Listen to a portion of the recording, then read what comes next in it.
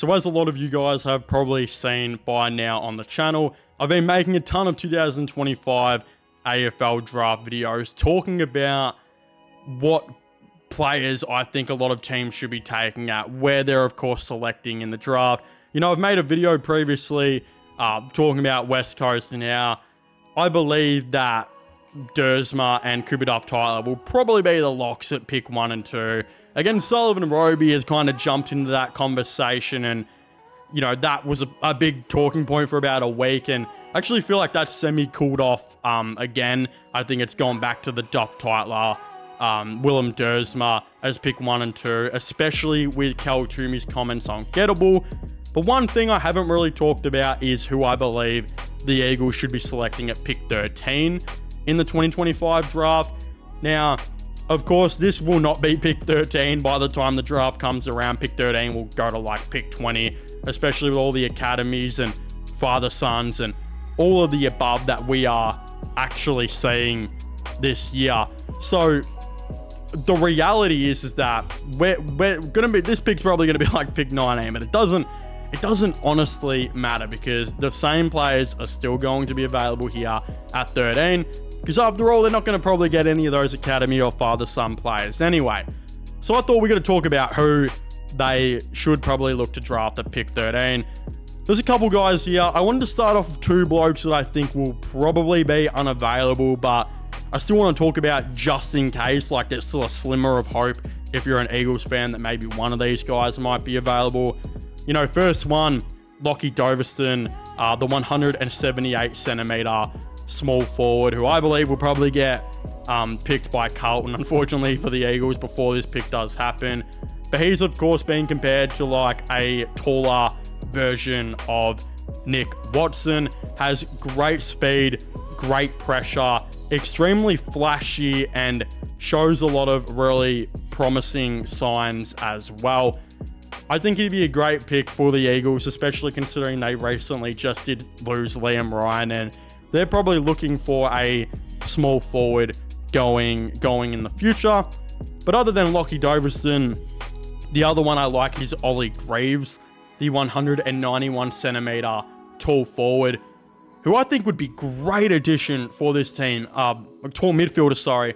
I think he'd be a great addition to this team, who could desperately use that in the midfield. I think they could desperately use a contested inside clearance player in that midfield. And I think Greaves could be the option. Although the Eagles are going taller, they will be selecting Dersma at 1. You know, they previously got Bo Allen in last year's draft. Maybe they don't want to go that tall, but Ollie Greaves still, you know, fulfills a lot of what the Eagles definitely need in there. The only issue is I feel like Hawthorn may select him before this pick happens. I think he'd be a very promising player that they could really look to add in there as well. But in terms of some guys who may be available here that they may want to look at, I think there's definitely a couple here. And I want to talk about Max King first, because he's one of the only academy players in this year's draft I think could actually be available to pick. After all, the Sydney Swans recently just traded away all their good picks to try and get Charlie Curnow, meaning they've been left with very little to match any academy guys. The reason they did this though is because Max King is now currently projected to be a pick 25 or so, meaning that Sydney probably expect him to drop down to like pick 25, where they would probably be able to match him quite easily. The only thing is that once upon a time this year, Max King was ranked in the top 10 in the draft, and I think if the West Coast Eagles were to select him here, you know, pick 13 or so, I don't know if the Sydney Swans will be able to match it. So that's going to be really interesting to see how that does unfold. But Max King does fulfill some good things in there that the Eagles will like. You know, he started off the year as a tall midfielder, as a contested guy, as talked about with Oliver Greaves. The Eagles could use that. But more importantly, right now, he's playing as a high half forward at 191 centimeters tall, who can play as like an extra key option as well. And I also think the Eagles may be interested in that. You know, I think they don't exactly have a high half forward yet, a taller one who can take a mark down the line like that Will Hayward, Cam Rayner type of prospect. You know, like Cam Rayner as well, Max King can move into the midfield. And I think that you could argue that's the most important position almost in the game, is that high half forward who can rotate in the middle. Max King could be that option, a little bit more flexible than what Jake Waterman is for the Eagles. I'd say Jake Waterman is that under height key forward who plays a lot bigger than what he is. Max King, I think, will be more of that guy who moves up the ground as an athletic option who can jump into the middle. I really like that, and I think they might put a bid in on him here, whether they get him or not, but we'll have to see. The other two does happen to be Jacob Farrow, the 188 centimeter West product, who has really jumped from the clouds as an option that the Eagles could legitimately take here. Again, not the prototypical really tall midfielder. He's probably the average height of what midfielders really are now, about that 188 centimeter kind of height. Really good mover in there who can also play as a half-back if you really need, and recently just averaged 25 disposals, I believe, per game in the under-18s, and 18 disposals per game for West Perth in the seniors. This could be an option that the Eagles could be obsessed with.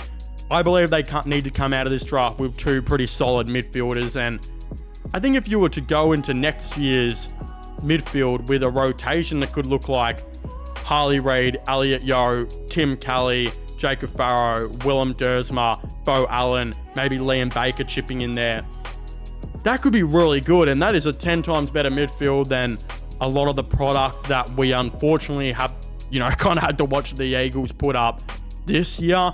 So that could be where they lean. It's also like Jacob Farrow is a Western Australian player as well, meaning that it could give them some reliability and again, I guess a bit more of that reliability, knowing that he probably won't be going or moving, having the temptation to move in free agency on the trade period in future, whether that's going to be moving back home or anything like that, because his home is the West. So that's another reason the West Coast Eagles could very well look at him.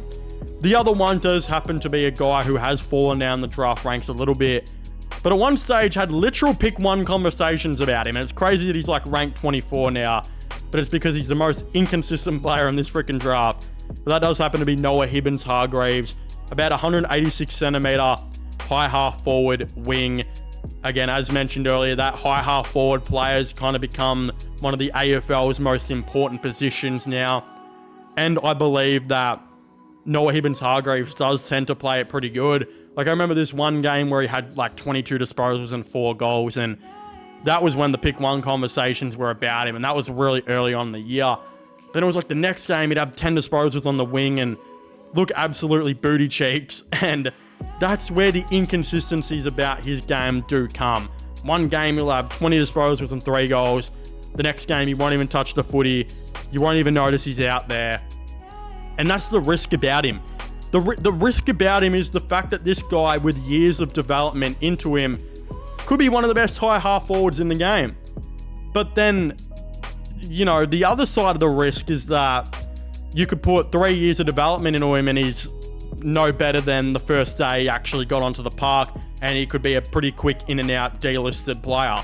So that's the positives and the negatives about a Noah Hibbins-Hargreaves. So it's going to be interesting to see where the Eagles go here. I think they will honestly look to draft another midfielder here or a high half forward. I've put some really good names up there that I think that the Eagles could honestly really look at. It's going to be interesting come draft time where they go. It will probably just be best available, but it's going to be interesting nevertheless on how they overall see this draft going forward.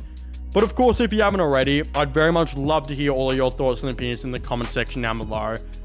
What do you guys think about this 2025 AFL draft and where a lot of these players are going to go? Do you think West Coast are going to take any of these players that I've just mentioned with this pick? Again, I'd very much like to know thoughts and opinions down below.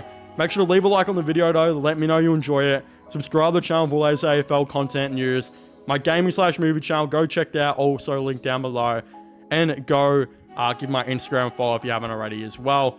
Please go check them out. Links for them will be in the description down below. But as I was saying, please make sure to leave a like, subscribe, and comment, and I'll see you guys next time. Goodbye.